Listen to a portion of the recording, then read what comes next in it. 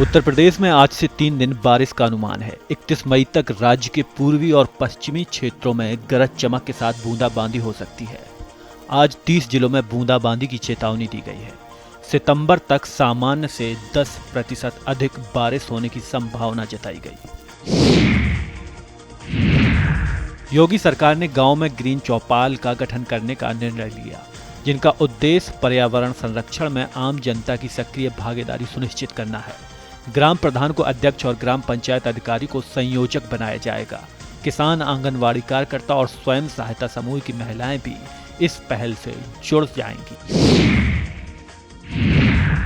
मिर्जापुर में सपा प्रदेश अध्यक्ष श्यामलाल पाल ने कहा कि 2027 में सपा की सरकार बनेगी। उन्होंने बताया कि सपा संविधान मानने वाली पार्टी से गठबंधन करेगी। श्यामलाल ने भाजपा पर आरोप लगाते हुए कहा कि नाकामी छुपाने के लिए तिरंगा यात्रा निकाली जा रही है।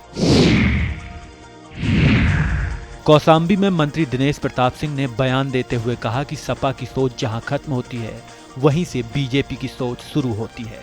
उन्होंने विश्वास जताया कि 2045 तक भारत दुनिया का सबसे विकसित देश होगा। मंत्री ने पीडीए बनाने वालों से पूछा, महारानी अहिल्याबाई कौन थी? लखनऊ में यूपी कांग्रेस अध्यक्ष अजय राय ने बिजली दरों में वृद्धि पर कड़ी प्रतिक्रिया व्यक्त की। उन्होंने कहा, यह सरकार जनता को प्रताड़ित कर रही है। चाहे वह बिजली का बिल हो या अन्य टैक्स, आम आदमी का पूरी तरह शोषण हो रहा है।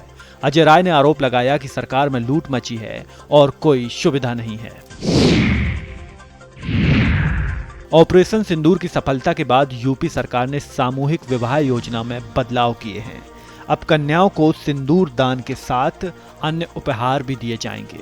इसके अलावा प्रति जोड़े मिलने वाली राशि 51,000 से बढ़ाकर 1 लाख रुपए कर दी गई है। पाकिस्तान से सटे राज्यों में आज शाम मॉक ड्रिल आयोजित की जाएगी। गुजरात, पंजाब और राजस्थान में कल मॉक ड्रिल का आयोजन किया जाएगा, जबकि जम्मू कश्मीर में भी सीमा से सटे इलाकों में मॉक ड्रिल होगी। प्रशासन ने लोगों को मॉक ड्रिल के दौरान सतर्क रहने की हिदायत दी है।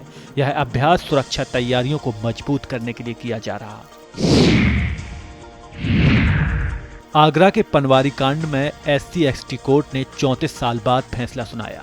1990 में हुए दंगे में 36 आरोपियों को दोषी ठहराया गया, जबकि 15 लोग बरी कर दिए गए। यह हिंसा अनुसूचित जाति की बारात को चढ़ने को लेकर हुई थी। पुलिस बल प्रयोग के बाद एक व्यक्ति की मौत हुई थी। मामले में 35 गवाहों के बयान हो चुके। अब 30 मई को दंड सुनवाई होगी। मैनपुरी में प्रभारी मंत्री नरेंद्र कश्यप ने कहा, सीएम का सामूहिक विवाह योजना में बड़ा फैसला। शादी अनुदान राशि अब बढ़कर 1 लाख रुपए कर दी गई है। उन्होंने सिंदूर दान देने के फैसले का स्वागत करते हुए कहा, सिंदूर सनातन धर्म में महिलाओं के सम्मान का प्रतीक है। यह कदम महिलाओं के सम्मान और उनकी गरिमा को बढ़ाने की दिशा में महत्वपूर्ण कदम है। भारतीय किसान यूनियन के राष्ट्रीय प्रवक्ता राकेश टिकैत बस्ती पहुंचे और 12 करोड़ के घोटाले के बारे में कहा। जो दोषी पाए जाएंगे उनसे रिकवरी की जाएगी। उन्होंने बिजली कर्मचारी के निजीकरण के खिलाफ आंदोलन की बात की और आगरा की टोरेंटा कंपनी का उदाहरण दिया। कैबिनेट मंत्री संजय निषाद ने पंचायत चुनाव पर कहा, हम दबाव नहीं बना रहे, बल्कि हम चाहते हैं कि निषाद समाज के लोग भी आगे बढ़ें। उन्होंने बताया कि बीजेपी से कुछ सीटों के लिए बातचीत की गई है और उम्मीद जताई कि पार्टी उन्हें सीट देगी। साथ ही निषाद ने मछुआ समाज को आरक्षण देने के लिए बीजेपी से बातचीत की और चेतावनी दी कि अगर आरक्षण नहीं मिला तो जनता बीजेपी को वोट नहीं करेगी। कैबिनेट मंत्री जयवीर सिंह ने सामूहिक विवाह में सिंदूर दान के फैसले पर कहा, हमारी सरकार महिलाओं का सम्मान करती है, इसलिए हम उन्हें सिंदूर किट दे रहे हैं। उन्होंने आगे कहा कि सरकार ने विवाह अनुदान राशि को बढ़ाने का भी निर्णय लिया ताकि महिलाओं को और अधिक सहायता मिल सके। कर्नल सोफिया कुरैशी पर आपत्तिजनक टिप्पणी करने के मामले में मध्य प्रदेश के मंत्री विजय साय के खिलाफ जांच जारी है। एसआईटी ने सुप्रीम कोर्ट को अपनी स्टेटस रिपोर्ट सौंपी और जांच पूरी करने के लिए अतिरिक्त समय मांगा।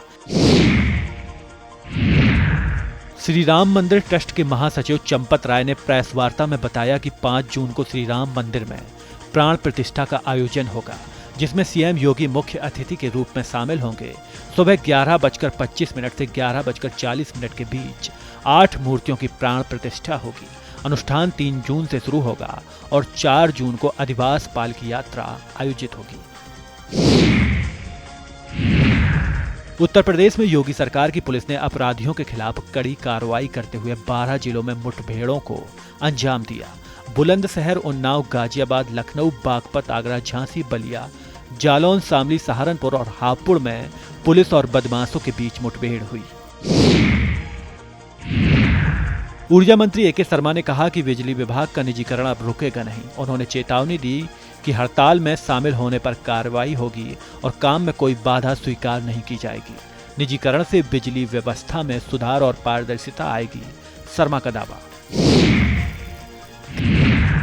गृह मंत्री अमित शाह आज से जम्मू कश्मीर के 2 दिवसीय दौरे पर रहेंगे।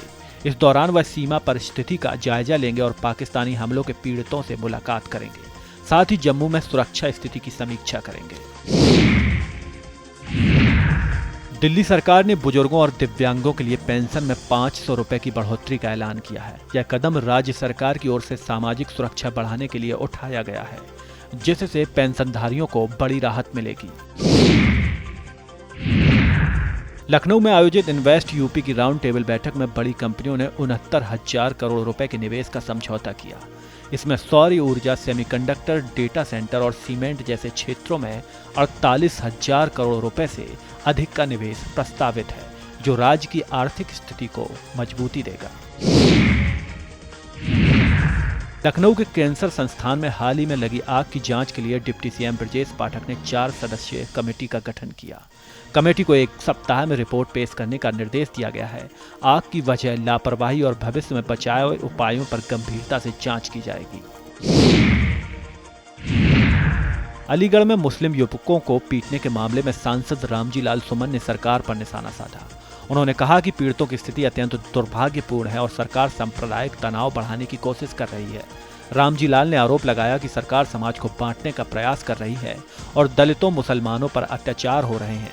उन्होंने आरोपियों के खिलाफ कठोर कार्रवाई की मांग की और कहा कि उनकी पार्टी पीड़ित परिवार के साथ है।